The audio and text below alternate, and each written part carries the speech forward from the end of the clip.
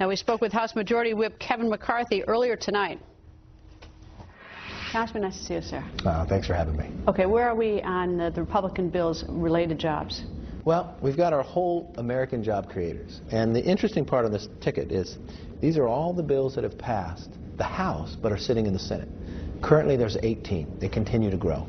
We'll pass 3 more this week. One of them will actually be a Democrat bipartisan bill as well. But the Senate continues to just sit there, which is very frustrating from the standpoint when you listen to what the president's talking about as well. What almost makes it look like you're like practice voting. If you're not, I mean, if there's no movement, I mean, the bill should, I would assume, would be either passed or not passed in the Senate, but they just stall? They just stall, but you know, they're 915 days not even passing a budget with a $1.5 trillion deficit. This is their style of work over there. Why do you think they're doing that? Why is Senator Reid doing that? Why doesn't he just put it on the floor and let it get voted down? I don't quite understand why. Let the power of the idea win at the end of the day. If you don't like it, you have the votes, just let it be brought up. Some of our stuff, bills that have passed, the president talked about it in scope of things he wanted to do. We just passed a 3% withholding. The president even said he would sign that bill. It was part of his plan. They haven't brought it up. Did the Republicans do that to the Democrats when the Republicans had that opportunity to hold things up? You know, I'm sure there's enough blame on everybody's side. I'm only in my 3rd term. I haven't seen us on this side, so you know, I'm not into going from past anger. I'm just into current today's. People are hurting at home. Are there any Democratic bills sitting here from the Senate? Anything from the Senate sitting here that's unfinished business? I haven't seen from the standpoint of something sitting that they want. I mean, Senate hasn't passed much. We're bringing up a Senate bill today on the floor on suspension. We've got a Democrat bill from the House and bipartisan on suspension this week. We like the ideas get brought up. The things that have changed since Republicans taken over that people haven't quite looked at is the transparency. We're going to conference for the first time, I think, in like 3 years from approach. We had an open process where anybody can offer an amendment. Much more open than you've ever had in the past. What's the problem? I mean, it's, you know, there's such a logjam here, and you know, even the president, he's critical of Congress, and Congress is critical of him. What seems to be the problem? Because y'all work within about 16 blocks of each other. That's probably the part that upsets me the most, because normally in divided government, we've accomplished big things. I mean, think, when Ronald Reagan was president, he had Tip O'Neill as a speaker, and Ross Sinkowski as a Ways and Means chairman, and they reformed the tax code. When Clinton was president, he had Newt Gingrich as the speaker and Bob Dole as the leader on the other side, and they balanced the budget, they had a surplus, and they reformed welfare. So what happened?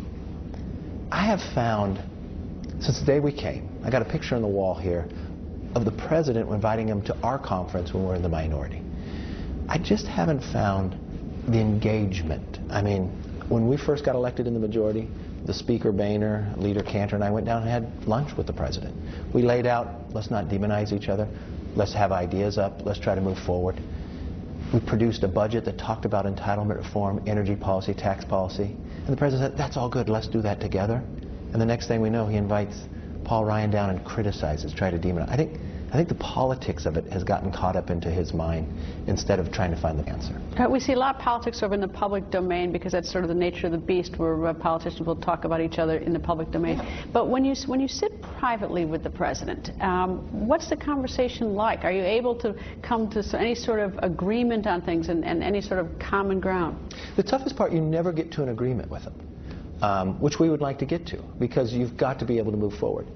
And we find that when you start him into the talks, he never finishes in the process. He'll talk about, yeah, let's talk about that. Yeah, we need to do something about that, but never comes to conclusion. Why not? I mean, what do you mean? Give me an example. I'll give you an example when we talked about our budget entitlement reform. We said to the president, let's do this. Let's go around the country together just talking about what the problem is. What's the amount of debt America has? What are the different options? So he won't do that. He says, no, that's very interesting. We should look at that. And the minute we produced something, he criticized it. You know, you can produce another idea. When you go into the debt limit, we sat down as a conference and we went and sat in the White House with the president. And I laid out to the president, I said, look, let's just pick principles.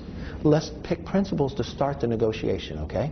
That if we're in a big problem, that we won't spend more than that we're willing to cut.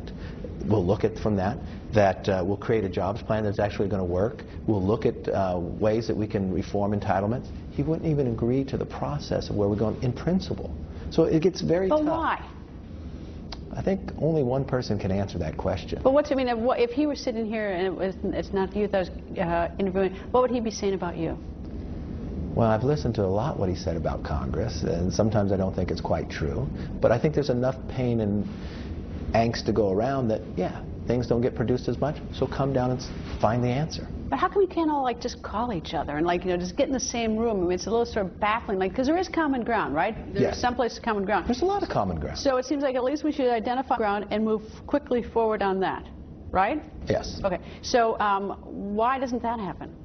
Well, we found that a number of bills are moving off the House, but it gets stopped in the Senate. I think sometimes politics get put in the way. Can't you call the president and say, look, your guy, a Democrat, is holding this up. It's a common ground. You agree, we agree. Can't we get him on board and let's get a vote on it? I would like to get a vote any day we can. Why But can't we you don't make control that. We don't control the Senate. No, I know, but can you make a call to get the president to do that? Because it's his party. I would love to call the president and have him answer the call. So if you call me, he's not going to answer? He hasn't answered that many, and I haven't called that often. But when I see him, we talk about it. When was the last time you saw him? Last time he came to give a speech, his job speech. Which was September. Yeah, a month ago? 2 months, well, almost 2 months ago. Yeah. That's a long time. I mean, the American people are sitting there thinking, like, okay, that's 2 months ago since you guys have spoken, and you only work 16 blocks apart. You have common ground. You all agree on certain things, and that it might really matter to the American people gets done, and it doesn't. So it's quite perplexing. Yeah, but it's not just a phone call. I mean, the first thing, remember, when he came out with his jobs plan, the speaker and the leader went and analyzed one we did from a whole group. What are the things in his plan that are similar to our plan? Wouldn't that be a good starting point? And we said, let's start and work from there. What happened there? We never quite got an answer. The next thing I heard that... I mean, it goes into a black hole? Well, I never received a letter back. And from a standpoint that we started moving items, we moved to 3%. We did work together when it came to the free trade agreements. We passed all 3 of those, waiting 5 years. That was part of his plan, part of our plan. This week we will move a number of small business bills that are in the scope of what he talked about. We moved a vets jobs plan that's sitting over in the Senate. There's part of the responsibility that we have, and we're doing that work. You've got to carry it on to finish it out, though. I guess that I suspect, I hate to speak on behalf of America, I guess they'd rather see something with some finality, whether, you know, denied or granted. But it seems instead things just sort of linger. They seem to be just swirling around and around in a circle. That, you know, things don't get denied or granted. Things don't get passed or shot down. The first place I ever learned about politics was early morning as a young kid. I'm just a bill on Capitol Hill, Schoolhouse Rock. Remember those? Conjunction, junction, what's your function? All right. A bill goes through one house, a bill goes to another house, then you go to conference. That has not taken place in a long time, and that's a breakdown of the system. Does it drive you nuts? It's frustrating. It's one of the reasons why we ran even to take the majority, and the reason why when we wrote the Pledge to America that we would not participate in that. So we opened up the process. We made it where everybody can offer amendments. So there is some correction and some change. The frustration that I see is that you get within the politics of it that people want to demonize the other person instead of just argue about the idea. If your idea is better than mine, then put it up. If your idea wins the end of the day, then let's move forward. So how do we get to the point where it's not argument over a debate over a point, but a demonization? What happened? I don't know when that day happened. There's nothing wrong with debating one another, but making it personal, to me, is not where you want to go. Look, I am tired when you sit and talk about a budget. We all know we have a deficit.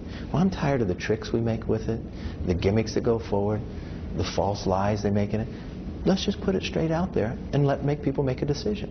That is a process. We have a responsibility as a majority party in the House.